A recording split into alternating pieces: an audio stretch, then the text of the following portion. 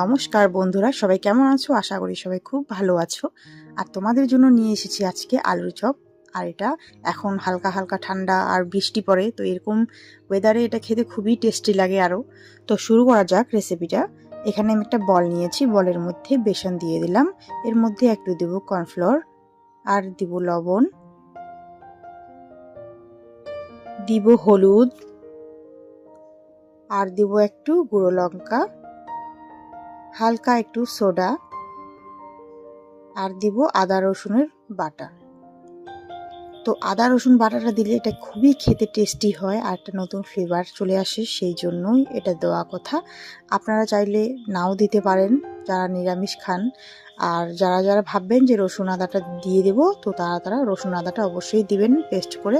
এটা খেতে খুবই টেস্টি হয় বেসনের সাথে। তো দিয়ে ভালোভাবে মেখে নেব, মেখে নিয়ে একটু একটু করে জল দিয়ে এটাকে একটা ডো বানিয়ে নেব খুব ভালোভাবে।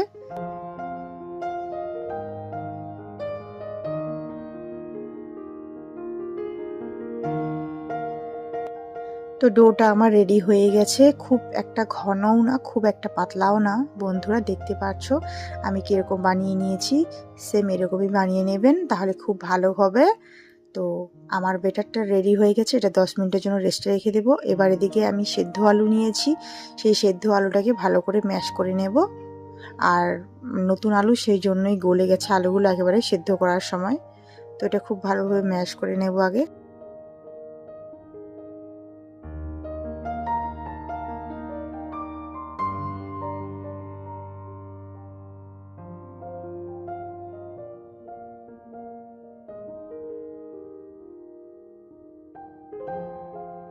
ম্যাশ করা হয়ে গেছে বন্ধুরা, এটা এখন কড়াইয়ের মধ্যে দিয়ে দেব।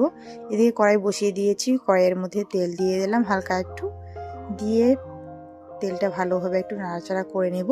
এর মধ্যে দিয়ে দিব পেঁয়াজ কুচি, কিছু পেঁয়াজ আমি কেটে রেখেছি এখানে দেখতে পাচ্ছ, কুচি কুচি করে কেটে নিয়েছি। লঙ্কা আর পেঁয়াজ, এটাকে আমি এখন তেলের মধ্যে দিয়ে দেব।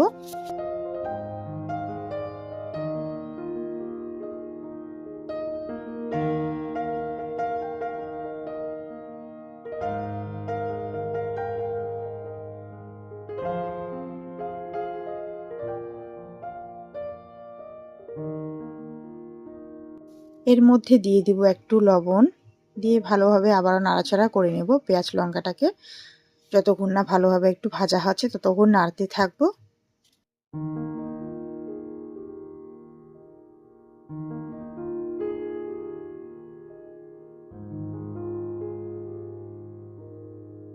তো খুব ভালোভাবে আমার ভাজা হয়ে গেছে পেঁয়াজ লঙ্কাটা বন্ধুরা দেখতে পাচ্ছ। এর মধ্যে দিয়ে দেবো একটু গরম মশলা আর একটু মিট মশলা, দিয়ে ভালোভাবে এটাকে নাড়াচাড়া করে নেব আবারও।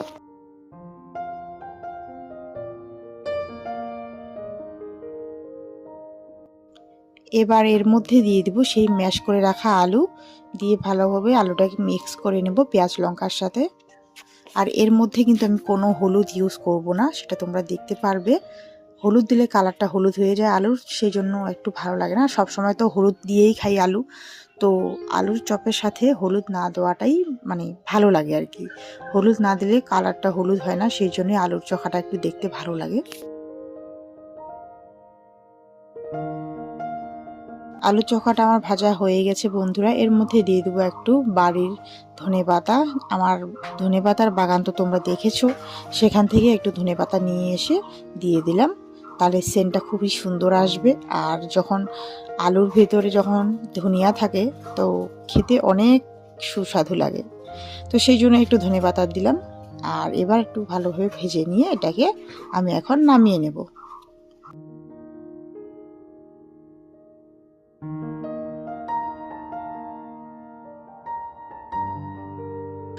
এবার কড়াইয়ের মধ্যে আবারও তেল দিয়ে দেব চপটা ভাজার জন্য। এদিকে আমি ছোট ছোট বল বানিয়ে নেব, আলু চোখাটাকে নিয়ে একটু চ্যাপ্টা করে নেব।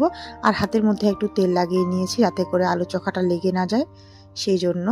তো দেখতে পাচ্ছ আমি কীভাবে বানিয়ে নিচ্ছি চপের আকারে, তো সেম এইভাবে বানিয়ে নেবেন আপনারাও। দেখতে পাচ্ছ বন্ধুরা, এরকম করে সবগুলাই বানিয়ে নেব একইভাবে।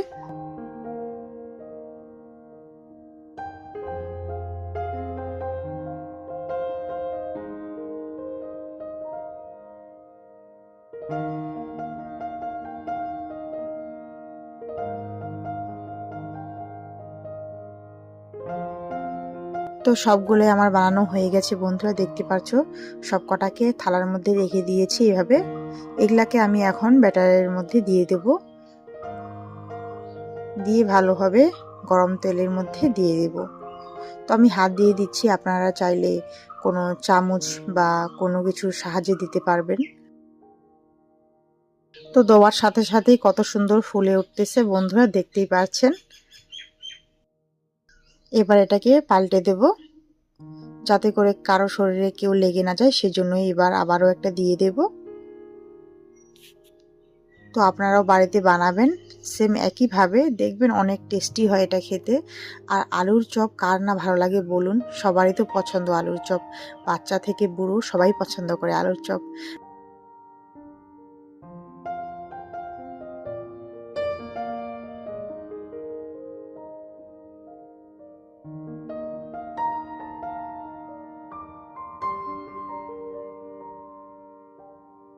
তো দেখতে পাচ্ছ বন্ধুরা কত সুন্দর কালার চলে এসছে আলুর চপের মধ্যে। তো এটা আমার হয়ে গেছে, এটাকে আমি এখন নামিয়ে নেব।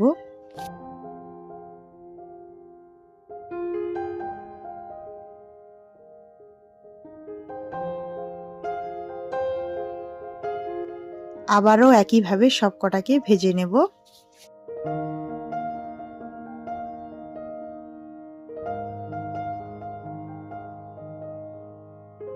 আর এখানে বন্ধুরা আমি কাঁচা লঙ্কা নিয়েছি, কাঁচা লঙ্কা খেতে খুবই ভালো লাগে চপের সাথে, সেজন্য আমি এখন ব্যাটারের মধ্যে ডুবিয়ে নেব। আর যাতে করে ফুটে না যায় লঙ্কাটা, সেই জন্য একটু ফাটিয়ে নিয়েছি। তো এবার তেলের মধ্যে দিয়ে দেব, দিয়ে একটু ভেজে নেব। আর এটা খেতে খুবই ভালো লাগে চপের সাথে, চাইলে আপনারা বানিয়ে খাবেন বাড়িতে চপের সাথে। তো দেখবেন খুবই টেস্টি লাগে। তো কাঁচা লঙ্কার বদলে আপনারা শুকনো লঙ্কাও দিতে পারেন, চপের সাথে ঝাল ঝাল খুব ভালো লাগে, সেই জন্যই লঙ্কা দিয়েছি। আর আমি যখনই চপ বানাই না কেন আমি লঙ্কা দিয়ে একটু লঙ্কাটা ভেজে নিই এভাবেই ব্যাটারের সাথে দিয়ে। তো খুবই টেস্টি লাগে ঝাল আর চপ খেতে। তো হয়ে গেছে আমার লঙ্কার চপ ভাজা। এবার পরিবেশন করে দেখাচ্ছি তোমাদেরকে। তো দেখেই বুঝতে পারছো বন্ধুরা কত এটা খেতে টেস্টি হয়েছে। আর অবশ্যই যারা যারা আলুর চপ খাও তারা তো দেখেই বুঝতে পারবে আলু চপটা কত ক্রিস্পি হয়েছে আর কত টেস্টি হয়েছে। তো দেখেই সত্যি মানে এত খেতে ইচ্ছে করছে, মানে কি বলবো। তো আজকের জন্য এতটুকুই ভিডিও বন্ধুরা, দেখা হচ্ছে পরবর্তী ভিডিওতে। আর ভালো লাগলে অবশ্যই লাইক করবে, পাশে থাকবে।